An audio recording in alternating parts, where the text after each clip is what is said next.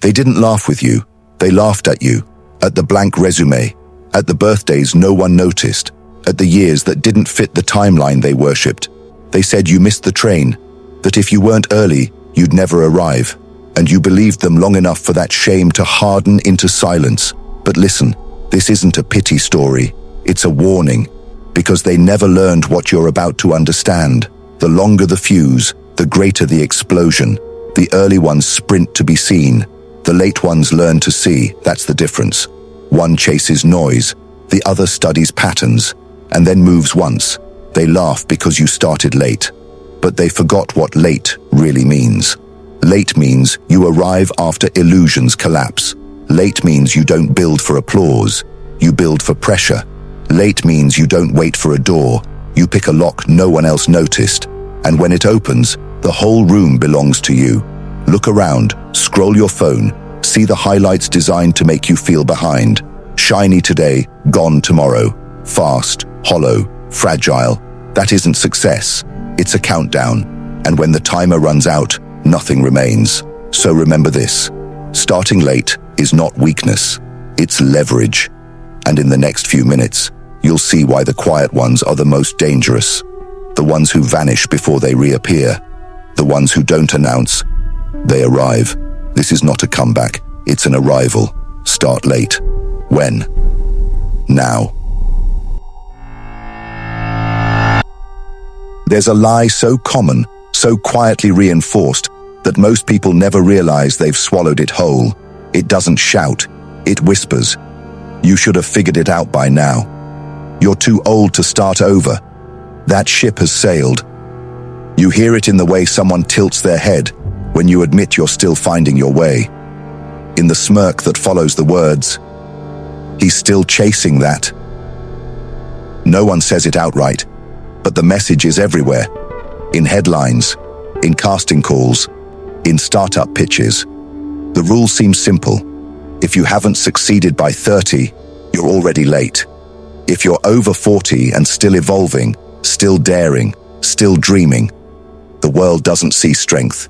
It sees delusion. But pause. Ask yourself, who decided that life peaks in youth?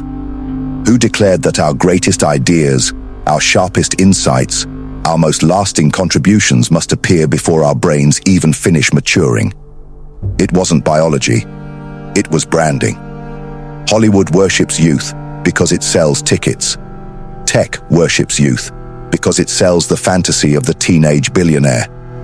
Schools worship youth because it keeps the treadmill of standardized achievement alive.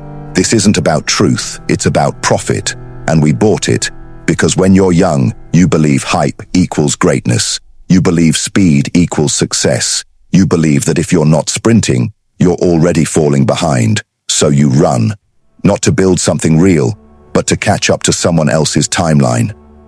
That sprint was never success. It was fear. Fear of being invisible while others were celebrated. Fear of being left behind. Every scroll reinforced it. Open Instagram, open TikTok. Younger, louder, faster, richer. Every post, a whisper. You're too late. But here's the truth that cuts through the illusion. You didn't fail. You were programmed. Napoleon Hill had a name for it. The law of cosmic habit force. Any thought repeated long enough hardens into law inside you. It doesn't remain outside, it becomes you. That voice in your head whispering, "It's too late." That's not intuition. That's not realism. That's residue. The leftover programming of a culture that worships speed and confuses youth with value. Think carefully. What does youth actually bring? Energy, yes. Confidence, maybe.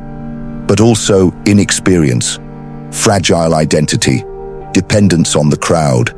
The world crowns youth not because it is wise, but because it is loud. It confuses volume with value, noise with depth, shine with substance. That's why so many early winners collapse. They build identity on applause, not awareness, on speed, not strength, on virality, not vision. And sprints don't last. Meanwhile, you, the so-called late one, were still walking, still watching, still collecting dots, while they burned out connecting the wrong ones. This is the paradox the culture refuses to admit. Speed impresses in the short run. Wisdom dominates in the long run. The obsession with youth is not truth. It's a spell, a distraction designed to keep you chasing timelines, doubting your pace, apologizing for your existence. But look closer, and the illusion cracks. The child star who collapses in their 30s. The startup genius who flames out before 35. The influencer who goes viral, then vanishes. Because speed without foundation isn't success. It's a countdown. And when the timer hits 0, there's nothing left. The system needs this lie to survive. If too many realize that slower, deeper lives forge unshakable power, the entire machine of urgency would collapse. So they branded slowness as failure. They labeled patience as weakness. They disguised wisdom as irrelevance. And you believed them until now. Because here's the truth. You're not running late. You're running differently. You're not behind. You're building on another level. The world measures you by clocks, but clocks don't measure awareness. And awareness, the kind forged by scars, silence, and time, outlasts every sprint the culture worships. So the next time you hear that whisper, "You're too late," remember, that's not truth. That's programming. And you weren't born to echo. You were born to rewrite. If being late were weakness, why do so many of the fast ones collapse? Why do child prodigies vanish before their names dry in ink? Why do early winners fade while the late ones rise? Because when victory arrives before identity, you build a life that isn't yours. You perform, you please, you run fast, without knowing where you're going. And when the applause dies, so do you. That isn't power, that's dependency, dressed as achievement. But late bloomers? They're different. They're built in silence, forged by invisibility, tempered by rejection, refined by trial, sharpened by loss. The forge grants weapons no one sees until it's too late to compete. By your late 30s, 40s, 50s, you've lived enough cycles to connect dots most never notice. The young see events. You see patterns. You've failed, repeated mistakes, endured seasons that looked identical, until you learned to read their subtle differences. That's why you walk into a room and feel what's unsaid. That's why you spot the trap before others even recognize the bait. Pattern recognition isn't theory. It's scars turned into vision. It's intuition built from memory. It's wisdom carved by time. And that ability makes you unshakable in a world addicted to speed. Because speed without pattern recognition isn't progress. It's running in circles. Youth collapses under the first rejection, the first heartbreak, the first ruined dream. You've been here before, rejected and returned, failed publicly and kept walking. Carried disappointment so many times it doesn't break you anymore. It builds you. Resilience is not loud. It isn't a motivational quote on social media. It's the quiet refusal to stay down. It's the muscle you grow by falling and rising, until rising becomes second nature. That calloused courage is invisible to the outside world, but it's your armor. And when pressure comes, and it always does, you don't shatter, you absorb, you channel, you outlast. The world always underestimates the one hardened in silence. When you're young, ego drives everything. Every success is a performance, every failure is humiliation. Every move is about being seen, but age changes the equation. You stop proving, you stop chasing every like, you stop begging for validation. Instead, you refine. Clarity no longer comes from ambition, it comes from awareness, from knowing what matters, and more importantly, what doesn't. That's why late bloomers make fewer moves, but each one lands harder. Every decision cuts through noise, every step is deliberate, Every action is sharpened by clarity, not clouded by ego. This is where performance ends and purpose begins. And purpose is infinitely stronger than applause. Carl Jung called this individuation, the process of becoming your true self. But here's the truth. Individuation rarely happens in your 20s. Because in your 20s, you're still wearing masks. Masks handed to you by parents, by teachers, by society, by culture. You're still acting out borrowed roles, still addicted to approval, still performing identities that don't belong to you.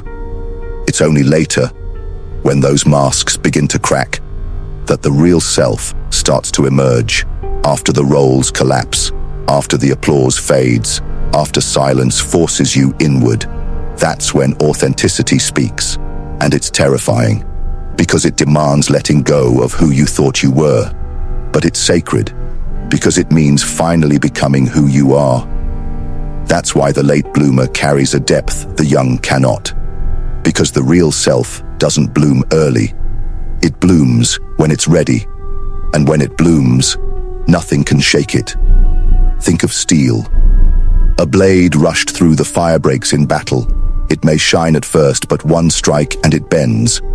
But a blade forged slowly, heated, hammered, cooled, hammered again, becomes unbreakable. That is the late bloomer, not fragile steel. Tempered steel, not just shiny. Sharp, not just fast. Fatal. The world mocked your waiting, but waiting was your weapon. Because what takes longer to build, takes longer to break. So remember this. You are not behind. You're carrying weapons others don't even know exist. Pattern recognition, resilience, clarity, authenticity, all born in the fire of individuation. Late bloomers aren't trained by applause. They're trained by obscurity. And obscurity is the most dangerous forge of all. The world tells you that if you're not seen, you're not real. That if you're invisible, you don't matter. That silence is punishment. But what if the opposite is true?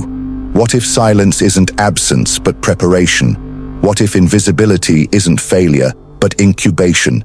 Every bright flame must first burn quietly, and the longer the quiet, the deeper the fire. Steel is not forged in daylight.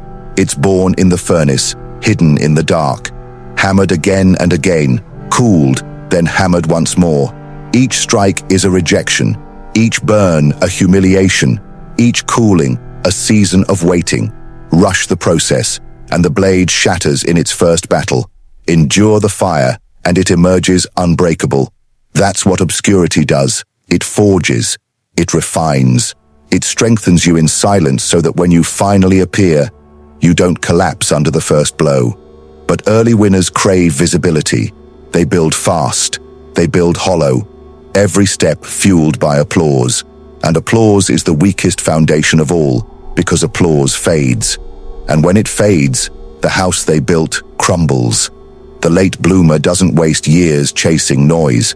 They spend those years laying stone, pouring concrete, building underground, where no one is watching. So when they rise, they don't sway with every opinion. They don't tremble when the spotlight shifts. Their roots run deep. Their foundation is real. Delay wasn't wasted time. It was construction time. Think of Colonel Sanders. By the time most men retire, he was broke, rejected, forgotten. At 65, he had nothing left but a recipe and a refusal to vanish quietly. So he got in his car, drove across America, knocked on doors, slept in the front seat. He heard no more than 1,000 times. Restaurant owners laughed in his face. They called him too old, a man chasing delusion. But rejection was the forge. Every no, another hammer. Every closed door, another round of heat. Until finally, after enough strikes, the steel was ready. Today, KFC feeds millions in over 140 countries. Not because a man started early, but because he endured the fire long after they said he was finished. Now think of Vera Wang. She wasn't sketching gowns at 10. She wasn't a child prodigy in fashion. She was a figure skater who failed to make the Olympics, a journalist, an editor, a woman living lives that didn't yet fit. For decades, she was invisible to the very world that would one day worship her. And then, at 40, she walked into design. What emerged was not the shallow imagination of youth. It was vision born of patience, texture, and taste. Today, Vera Wang is a global icon. But the world forgets the 39 years of silence that forged her. That's the secret of delay. It disguises itself as shame when it's actually incubation. While others chased applause, you stored energy. While others built fragile houses, you laid steel foundations. Invisibility isn't weakness. It's the hidden stage of transformation. A caterpillar inside its cocoon looks lifeless, but inside, everything is being rearranged. It's not dead, it's rebuilding. So when you feel invisible, remember, that's the point. Silence is the fire, rejection is the hammer, waiting is the tempering. And one day, without warning, the blade emerges, sharp, dangerous, unbreakable. The world expects the flashy, the loud, the ones who announce themselves before they're even ready. It never expects the ones forged in silence, the ones tempered by rejection, the ones who stayed invisible long enough to become unrecognizable. That's why late bloomers are dangerous, because by the time the world sees them, it's already too late. They don't sprint, they don't scream, they just walk in, and the ground shifts beneath them.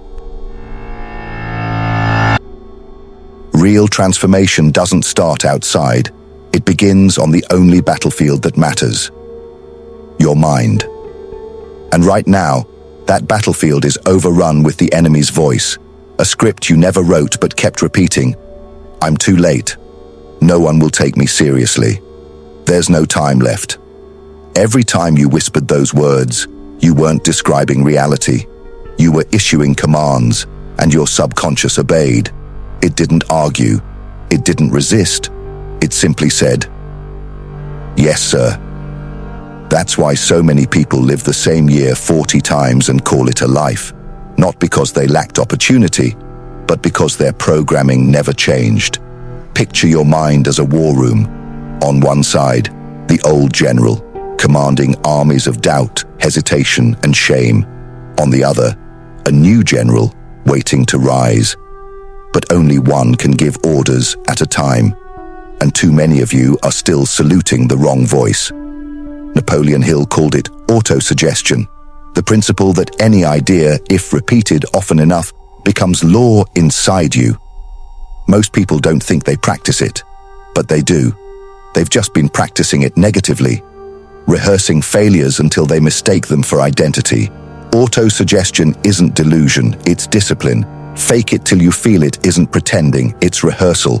It's training your subconscious to obey a new script until the old one loses power. And every late bloomer must install new laws through repetition. Here are 3 mantras to drill until they take root. 1. I am not late, I am precisely on time. 2. My scars are experience, my delays are depth. 3. I am not behind, I am prepared. Say them daily. Say them deliberately, even if your voice shakes. At first, they will feel fake. Good. They're supposed to, because you're speaking a language your old self doesn't yet understand. But if you keep repeating, the old general grows quiet, and in that silence the new self begins to speak, not with apologies, not with excuses, but with commands. Because the battle was never against the world. It was always against the script running in your own head. And the time has come to kill the old script and start giving yourself orders worth obeying. There's a danger most people never recognize until it's too late.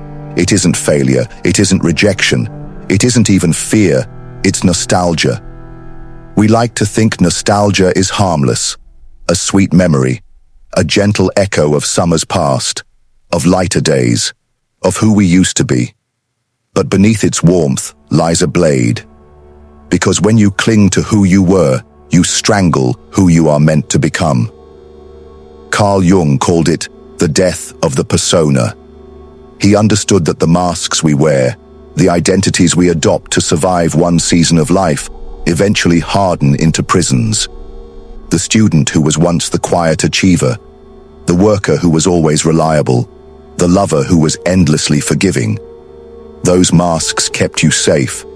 They gave you belonging. But grip them too tightly, and they become chains.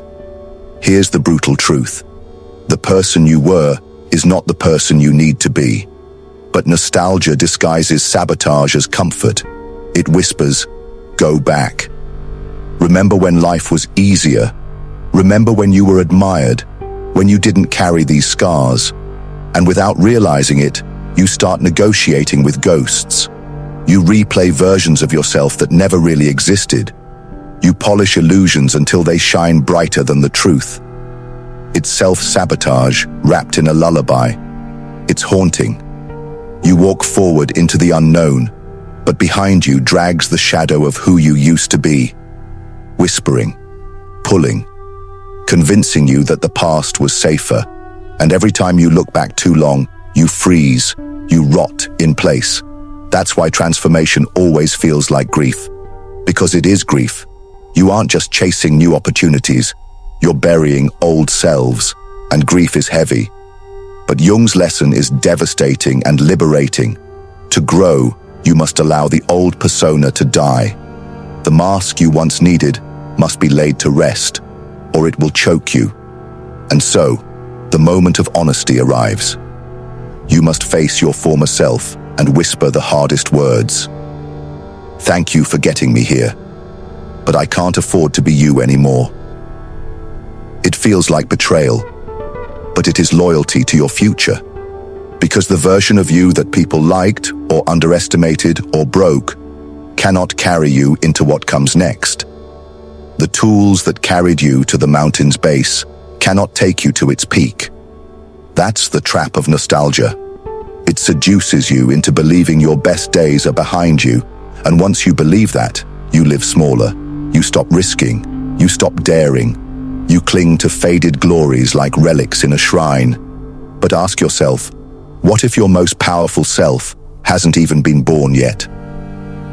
What if nostalgia isn't a memory, but a thief, stealing the energy you need to create the life you claim you want? Yes, it hurts to kill the ghost of who you were, but it hurts far more to live haunted. The past will keep calling, but your future, your real, unshackled self, is waiting. And it cannot breathe until you stop answering. The modern world is obsessed with speed. Everything must be instant, visible, loud. Success is measured in views, in likes, in applause that vanishes as quickly as it arrives. And if you don't arrive early, if you don't peak before the spotlight moves on, the world whispers, irrelevant. But hidden beneath this frenzy lies a hunger not for noise, but for depth, not for speed, but for wisdom, for something that doesn't vanish with the next scroll.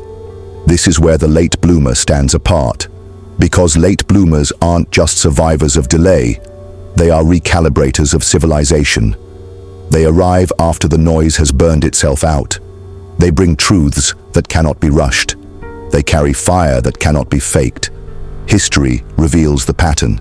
Civilizations collapse not from lack of brilliance, but from lack of wisdom. Rome had innovation, but arrogance hollowed it. The industrial age had speed, but it lacked soul. And in every age, it was those who matured slowly, who watched longer, who suffered in silence before speaking. They became the voices of balance, the architects of meaning. The world doesn't need more fireworks, bright, quick, and gone. It needs slow fires, steady, enduring, unshakable. Fires carried by late bloomers, protected in obscurity for decades, only to ignite when the world needs them most. Because what the world lacks isn't more acceleration, it's endurance, the kind of vision that takes half a life to form, the kind of strength that can't be compressed into a viral moment. Late bloomers are living proof that the timeline of truth is not the same as the timeline of fame. They are the antidote to a civilization killing itself with haste. They show us that significance isn't about being first, it's about lasting long enough to matter. Wisdom is fire, not the fire that dazzles quickly, but the fire that survives storms, survives winters, survives centuries. And late bloomers carry that fire, protecting it in silence until the moment the world is desperate for light. Because in the end, destiny isn't shaped by the first flames, it's shaped by the fires that refuse to go out. They won't see the beginning. They never do. Because rebirth doesn't start when the world finally applauds you. It begins in silence. When you burn the old self to ashes. When you choose invisibility so that something greater can grow. Understand this. Invisibility is not death. It is incubation. The seed isn't gone when it disappears beneath the soil. The cocoon isn't the end when it hides the caterpillar. And you are not behind when the world moves on without you. You are becoming. The most dangerous people are not the ones who chase recognition. They are the ones who vanish. The ones who let silence sharpen them. The ones who build in shadows while the world is distracted by noise. And then one day, without warning, they return. Not as the person you remember, but as someone you can't even recognize. This is the destiny of the late bloomer. Not to keep up with the race, but to arrive when the race itself has collapsed from exhaustion. When others burn out chasing relevance, the late bloomer steps forward, carrying endurance, carrying depth, carrying wisdom that doesn't fade. So let this be your mantra. Rebuild in silence, return unrecognizable. If no one sees you right now, good. If they call you slow, irrelevant, lost, good. It means you're not living on their shallow timeline. It means you're not here to be consumed. You're here to endure. The world doesn't need more noise. It needs fires that burn slower, fires that burn longer, fires that arrive late, but arrive with something that actually matters. So disappear, if you must. Let them forget your name. Because one day, when they least expect it, you will return. And when you do, they won't even recognize who stands before them. Rebuild in silence. Return unrecognizable. If no one sees you now, good.